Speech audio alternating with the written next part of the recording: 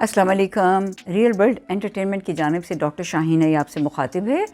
आप जानते हैं कि मैं कंसल्टेंट साइकाइट्रिस्ट हूँ, लेकिन मुझे फ़िल्मों से, ड्रामों से और आर्ट से बड़ा गहरा लगाव है। आज मैंने एक फ़िल्म का इंतखाब किया है जिसके बारे में बात करने जा रही हूँ। नाम है महाराजा। हाल ही में 6 हफ़्ते पहले रिलीज़ हुई है। ये साउथ इंडियन फ़िल्म है और इसने पिछले 6 हफ़्तों में अब तक 117 करोड़ हिंदुस्तान और पूरी दुनिया में कमाए हैं। बजट सिर्फ 20 करोड़ का था। मैं इसलिए नहीं इसके बारे में बता रही कि इसने बहुत कमाया, बल्कि इसलिए कि वाकई इस काबिल है कि इसको देखा जाए। और इसमें बहुत सी ख़ास बातें हैं। अगर किसी ने सीखना हो कि कैसे फ़िल्म के लिए स्क्रिप्ट लिखा जाए, कैसे फ़िल्म बनाई जाए, कैसे एक्टिंग की जाए, तो ये एक बेहतरीन मिसाल है, मास्टरपीस है। मुझे तो बहुत पसंद आई और ये ऐसी फिल्म है कि आप देखेंगे तो कितने दिनों तक आप इसके सहर में मुब्तला रहेंगे। इसको लिखा है स्वामीनाथन ने और उन्होंने इसको डायरेक्ट किया है। बहुत खूबसूरत कहानी, थोड़े थोड़े वक्फे के बाद नए नए मोड़, और आखिर तक आपको ये नहीं मालूम होगा कि इस फिल्म का अंजाम क्या है। इसमें बहुत सस्पेंस है। ये एक्शन थ्रिलर है और सबकी एक्टिंग कमाल की है। इसमें लीड रोल किया है विजय सत्यापाथी ने, विलन का रोल अनुराग ने किया है, एक लड़की है सचना, उसका रोल बड़ा अच्छा है, और एक इंस्पेक्टर है, उसका नाम है नटराजन, उसने भी बहुत उम्दा अदाकारी की है। सबके सब ने बहुत अच्छा काम किया है और कहानी तो लाजवाब है। और इसमें एक सबक है, एक ऑब्जेक्टिव है। अक्सर जो हम फिल्में बनाते हैं इसलिए बनाते हैं कि भाई चलो लोग, मैंने तो अभी तक कोई फिल्म नहीं बनाई कि भी पैसे कमाए जाएंगे। इसका ऑब्जेक्टिव है कि कर्मा क्या है, रिवेंज क्या है। कर्मा क्या है कि आप जो बोएंगे वही काटेंगे। अच्छा काम करेंगे अच्छा मिलेगा, बुराइयों का बदला बुरा मिलेगा। तो ये उस सब्जेक्ट के ऊपर बड़ी ही उम्दा फिल्म बनाई गई है। जहाँ तक कहानी का ताल्लुक़ है, एक पीरियड 2009 का है, दूसरा 2023 से 24 का है। कहानी की इब्तिदा में एक शख्स जिसका नाम महाराजा है, वो बाबर है यानी हज्जाम है। वो पुलिस स्टेशन आता है और चाहता है कि उसकी FIR नोट की जाए। वो FIR कटवाना चाहता है कि लक्ष्मी खो गई है। अब वो पूछते हैं लक्ष्मी कौन है? ये तो कोई इंसान नहीं है, ना कोई मूर्ति है, बल्कि एक टीन का कूड़े का डिब्बा है। सब हंसते हैं, मजाक उड़ाते हैं। कोई उसकी रिपोर्ट लेने को तैयार नहीं, कोई कहानी सुनने को या रिपोर्ट लेने को तैयार नहीं। अब क्या है कि वो उनको 5 लाख के ऑफ़र करता है कि अगर आप मुझे लक्ष्मी दिलवा दें, उन लोगों का भी बता दें जिन्होंने ये चुराई है, तो मैं 5 लाख दूंगा। और वो उनको यही कहता है कि मैं रात के 10 बजे काम से लौटा, कपड़े बदले, और जैसे ही मैं अंदर दाखिल हुआ पहले से 3 लोग घुसे हुए, तो उन्होंने मुझे बहुत मारा और लक्ष्मी को ले गए। फिर इंस्पेक्टर को थोड़ा सा कुछ लालच महसूस होता है। वो कहता है क्यों ना 5 लाख कमा लिए जाएं और ऐसा ही एक डिब्बा बनवा लिया जाए। वो महाराजा के पास जो तस्वीर है उसको दिखाकर वैसा ही एक टीन का डिब्बा बनवाते हैं और उसे हथौड़े से मार के पुराना भी कर देते हैं। फिर एक 2009 का एक पीरियड चल रहा है। 2009 के इस दौर में 2 बड़े ही कमीने, घटिया, नीच किस्म के 2 चोर दिखाए गए हैं। एक सेवम है और दूसरा सबारी है। दोनों दोस्त हैं, लोगों के घरों में जाते हैं, लूट मार करते हैं, जेवर ले लेते हैं, पैसे ले लेते हैं, लोगों को रस्सियों से बांधते हैं, वहाँ लड़कियों के साथ ज़्यादतियाँ भी करते हैं और फिर सबको गोलियाँ मार के आ जाते हैं ताकि कोई पुलिस में इत्तला ना करे और उनकी शनाख्त ना हो सके। अब सेवम की एक बड़ी मासूम सी बीवी है, उसको बिल्कुल नहीं पता कि उसका शौहर क्या करता है और वो एक डबल ज़िंदगी गुजार रहा है। वो बिल्कुल उसे एक ईमानदार सा दुकानदार समझती है, ज़्यादा पैसे खर्चने से रोकती है। उनकी बेटी अम्मू की सालगिरह पे एक लॉकेट बनकर आ रहा है जिसे सेल्वम लेकर घर जा रहा है। सालगिरह का दिन है, रास्ते में बार्बर से दाढ़ी बनवाता है कि फ़ोन आ जाता है सबारी का कि पुलिस को तो इत्तला हो चुकी है, हमारी ख़बरें भी छप गई हैं और जल्दी भागो। वो कहता है नहीं, आज मेरी बेटी की सालगिरह है, मैं पहले उसको लॉकेट पहुंचा दूं। ये गुफ्तगू महाराजा ने सुन ली।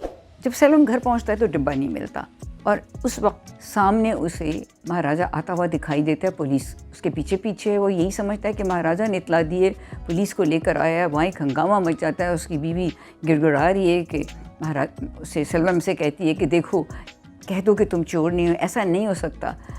लेकिन उसका दिल टूट जाता है जब पुलिस उसको ले जाती है और साथ ही सबारी एनकाउंटर में मारा जाता है। उसकी बीवी ने घर बदल लिया है, वो लोगों को मुंह दिखाने के काबिल नहीं रही और सेवम को 14 बरस की कैद हो जाती है। दौरान कैद वो सोचता है कि मैं निकलते ही महाराजा से बदला लूँगा। अब इसके बाद 2023 का दौर शुरू हो गया। डिब्बा बनवा रहे हैं और डिब्बा बन चुका है और इंस्पेक्टर ने एक ऐसा बंदा भी पकड़ लिया है जो उनको ख़बरें भी ला के देता है और पुलिस ही का आदमी समझें।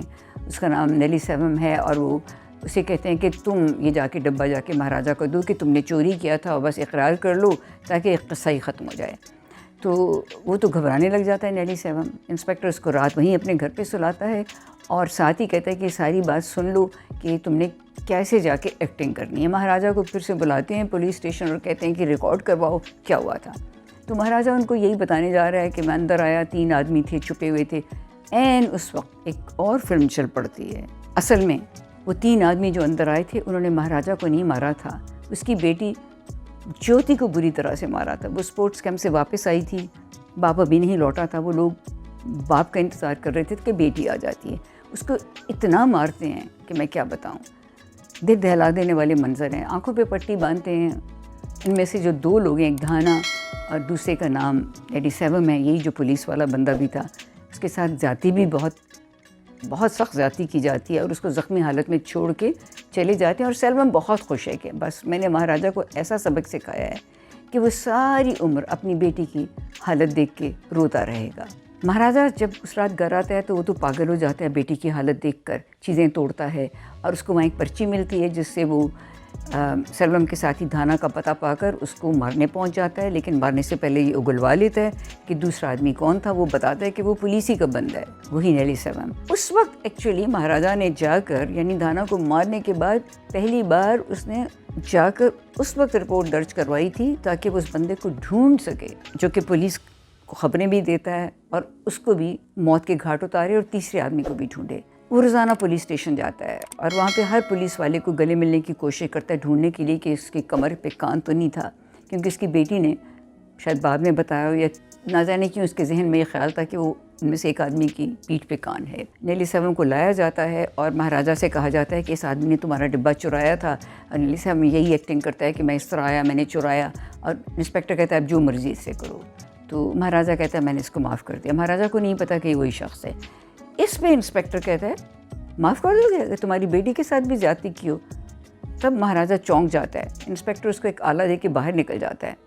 जब वो बाहर जाता है अपने सिपाहियों के साथ तो पता चलता है कि उन्हें ऑलरेडी ही पता चल चुका था, क्योंकि जैसे ही धाना का इंतकाल हुआ था, उसको मारा गया था, उसके फ़ोन से उन्होंने सब चीज़ें, सब गुफ्तगू सेल्वम की, सब लोगों की और क्या हुआ था उनको पता चल गया था। और वो इसीलिए इस आदमी को यानी नेली सेवम को लेकर महाराजा के पास आए थे ताकि वो वही करे जो उसे करना चाहिए। महाराजा उसको जान से मार देता है। तीसरे आदमी की तलाश में वो कंस्ट्रक्शन पे जाता है, क्योंकि सेवम जो कंस्ट्रक्शन कंपनी में काम कर रहा है। और वहाँ जाकर दोनों की खूब लड़ाई होती है, यानी महाराजा और सेवम की। और उतने में ज्योति लंगड़ाती हुई अपनी उस्तानी के साथ आती है। ज्योति ने बाप से कहा था कि मुझे इन लोगों से ज़रूर मिलवाना है, मैं उनसे कुछ पूछना चाहती हूँ। खैर वो आ जाती है और शायद इसीलिए अभी तक महाराजा ने सेल्वम को जान से नहीं मारा था। ज्योति बाप को बाहर जाने का कहती है और फिर सेल्वम को घूरती है बड़ी हकारत से। वो कहता है क्या घूर रही हो?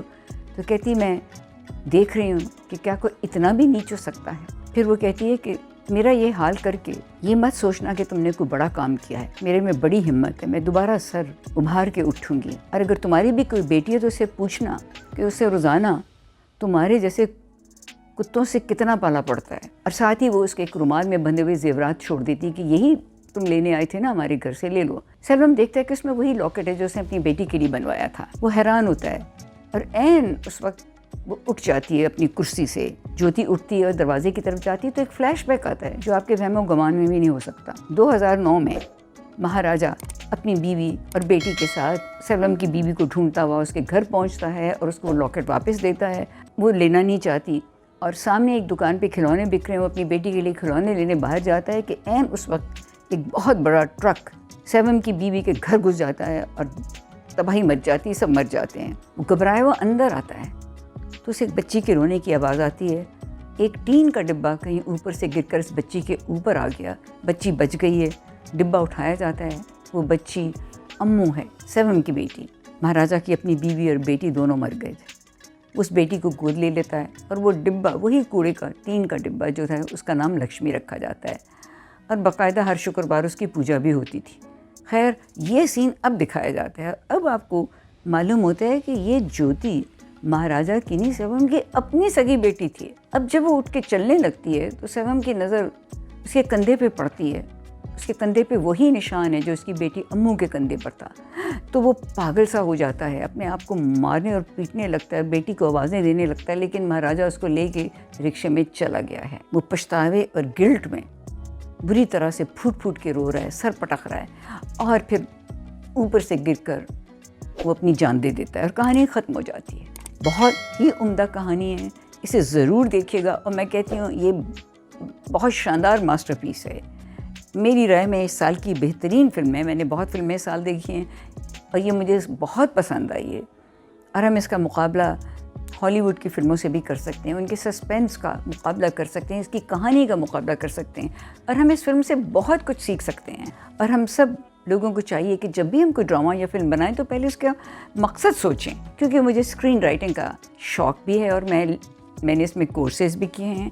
इसीलिए मैंने महाराजा की कहानी को 5 आउट ऑफ 5 दिए हैं। Direction 5 out of 5, acting 5 out of 5, photography 5 out of 5। बेमिसाल फिल्म है। हमारे चैनल को लाइक, सब्सक्राइब और शेयर भी कीजिए और अपने कमेंट ज़रूर दीजिएगा, इससे हम बहुत कुछ सीखते हैं। आपसे इजाज़त लूँगी। अल्लाह हाफ़िज़।